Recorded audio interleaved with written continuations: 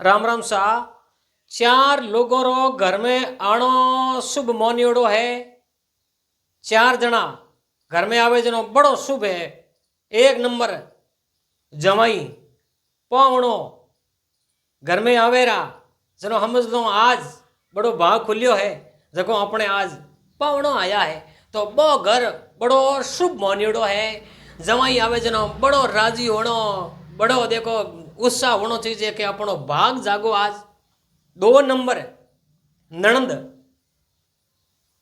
नणंद घर में आवेरी नहीं जन हेंगो ने राजी होनो चाहिए। भोजाइयों ने भाइयों ने माता ने पिताजी ने हेंगो ने राजी होनो के हाँ हाँ आज तो बड़ो आनंद है भाई। हाँ पर नणंद आई है नणंद रा चरण घर में पड़ जावे अति शुभ मान्योड़ो है। 3 नंबर भणजो, नणंद रो बेटो भणजो अपने घर में आवेरा, घरे आवेरो जनो अपरो उना चरण अपने घर में पड़ जावे जनो बड़ा शुभ मान्योड़ा है। तो भणेज घर में आवे जनो बड़ो राजी होनो।